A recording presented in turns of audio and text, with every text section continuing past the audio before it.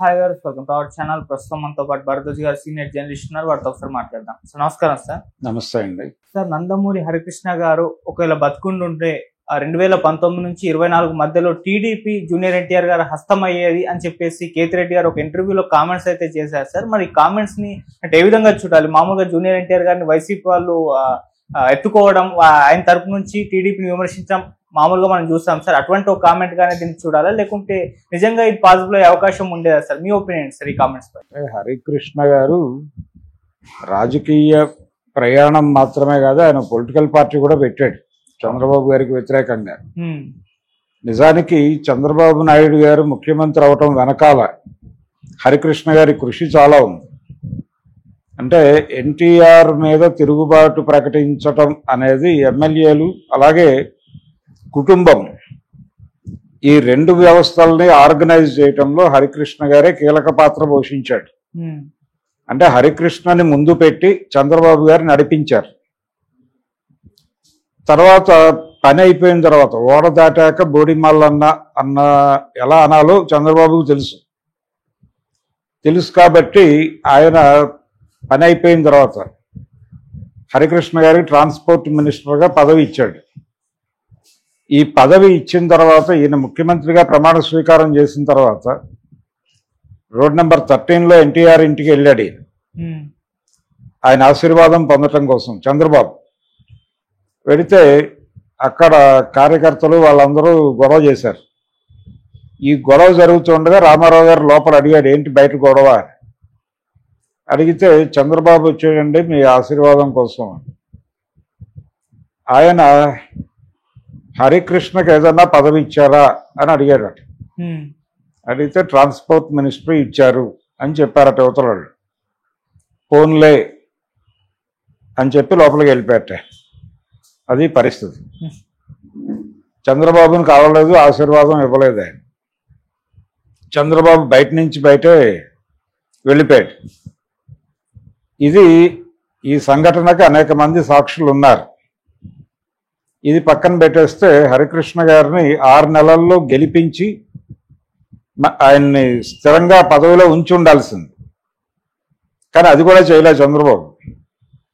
అది కూడా చేయలేదు. ఆయన ఎమ్మెల్సీగాను పంపే ప్రయత్నం చేయలేదు. ఎమ్మెల్సీ అనేది అవకాశమే లేదు అప్పుడు. ఎందుకంటే రామారావు గారు శాసన మండలిని రద్దు చేశాడు కాబట్టి ఆ అవకాశం కూడా లేదు.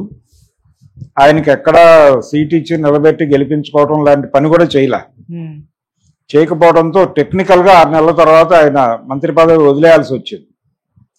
వదిలేసిన తర్వాత నెమ్మదిగా పొగపెట్టాడు. ఆయనకి పొగపెట్టి బయటకు పంపించిన తర్వాత ఆయన పార్టీ పెట్టడము, ప్రయత్నం చేయటము. ఆ తర్వాత జరిగినటువంటి ఎన్నికల్లో 99 ఎన్నికలప్పుడు ఆయన ప్రయత్నం చేశాడు హరికృష్ణ గారు.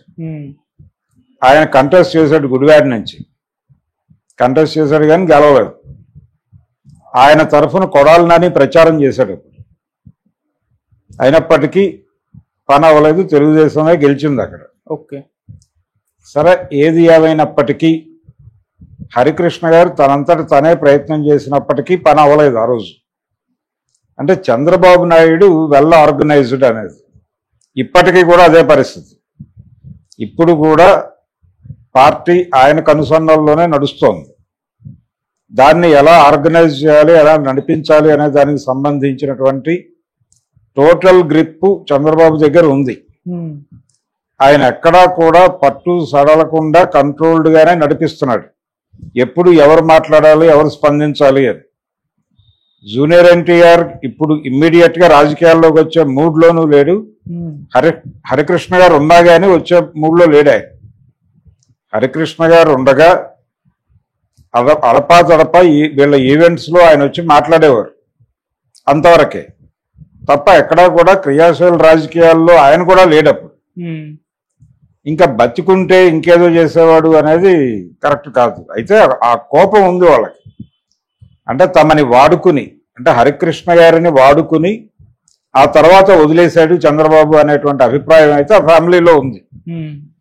వాళ్ళు కుటుంబ వ్యవహారాలకి పార్టీ వ్యవహారాలకి దూరంగా ఉండటానికి కారణాల్లో అది కూడా ఒకటి. ఏది హరికృష్ణ ఆ రోజున నిజానికి ఆయనతోనే తిరుగుబాటు చేయించాడు చంద్రబాబు. ఇదంతా ఆర్గనైజ్ జరుగుతూ ఉండగా ఆ రోజున ఆర్థికంగా ఆయనకు వెన్నుదన్నుగా నిలబడినటువంటి శక్తులన్నిటికీ దీన్ని ప్రొజెక్ట్ చేశాడు చంద్రబాబు. ఈ తిరుగుబాటును ప్రొజెక్ట్ చేసి ఇది పరిస్థితి, నేను ఆర్గనైజ్ చేయగలను అనేటువంటి కాన్ఫిడెన్స్ని వాళ్ళకి ఇచ్చి ఆ డబ్బులు తీసుకుని ఆ తర్వాత ఆయన చక్రం తిప్పి ముఖ్యమంత్రి అయ్యాడు.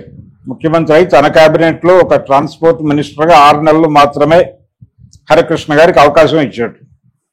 అంతకు మించి ఆయన వాడుకుని వదిలేశాడు ఒక రకంగా. ఇది ఆయన నమ్మినటువంటి, ఆయనని ముఖ్యమంత్రిని చేసినటువంటి మార్కెట్ ఎకానమీ సూత్రమే, వినియోగించు విసర్జించు అని. యూజ్ అండ్ త్రో అంటారు. ఆ యూజ్ అండ్ త్రో అనే సిద్ధాంతం మీద మార్కెట్ ఎకానమీ బతుకుతుంది. చంద్రబాబుకి అది నరనరన ఇంకింది, జీర్ణమైంది. అందుకని హరికృష్ణని వాడి వదిలేశాడు. అది పరిస్థితి. అందుకని చంద్రబాబుని తట్టుకోవాలి, చంద్రబాబుని ఎదుర్కోవాలి అంటే చాలా విస్తారమైనటువంటి వ్యూహము, వ్యవహారము కావాలి.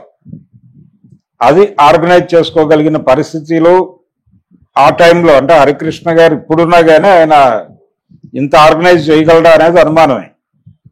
ఎందుకంటే ఆయన ఒక ధోరణి మనిషి. ఆయన మనం చేశాం కదా మనకెందుకు రాదు అనే పద్ధతిలో ఆలోచిస్తాడు.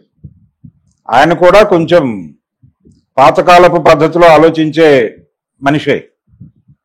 అంతే తప్ప మారిన వ్యవస్థలో మనం ఎలా వ్యవహరించాలి అనే దగ్గర ఆయన క్రియాశీలకంగా లేడు. ఆయనేగా చాలా మంది రాజకీయ నాయకుల్లో ఆ ఎరుక లేదు. అందుకనే ఈ రోజుకి సబార్డినేట్లుగా అలా లాగించేస్తున్నారు జీవితాలను. ఇలాంటి వాళ్ళందరినీ ఆయన విపరీతంగా వినియోగించుకున్నాడు చంద్రబాబు. అది పరిస్థితి. అందుకని ఎన్టీఆర్ ఏదో హరికృష్ణ ఉంటే ఈ పార్టీకి తెలుగుదేశాన్ని హస్తగతం చేసుకునేవాడు, ఇవన్నీ ఊరికనే మాట్లాడే మాటలు. నిజానికి ఆయన వైసీపీ ఒక ప్రోగ్రామ్ డిజైన్ చేసుకుంది తనంతటి తాను. ఏది ఆ మధ్య జరిగినటువంటి 2014 తర్వాత జరిగినటువంటి 19 ఎన్నికల్లో గెలిచిన తర్వాత వాళ్ళు ఒక వ్యూహం ఆలోచించారు. అదేంటంటే మొదటి నుంచి కూడా, అంటే జగన్మోహన్ రెడ్డి పార్టీ పెట్టినప్పటి నుంచి వాళ్ళకి ఆ వ్యూహం ఉంది. ఎన్టీఆర్ అనేటువంటి 3 అక్షరాలకి తెలుగుదేశం పార్టీకి సంబంధం లేదు. ఎన్టీఆర్ని వాళ్లే వెన్నుపోటు పొడిచి ఆయన మరణానికి కారణం అయ్యారు. అలాగే జూనియర్ ఎన్టీఆర్ పట్ల కూడా వివక్ష ఉంది. సో ఎన్టీఆర్ అనే 3 అక్షరాలకి తెలుగుదేశం పార్టీకి చంద్రబాబుకి ఏ సంబంధం లేదు. అది నారా దేశం తప్ప ఎన్టీఆర్ తెలుగుదేశం కాదు అనేది బలంగా జనాల్లోకి ఇంజెక్ట్ చేయడం కోసం రకరకాల ప్రయత్నాలు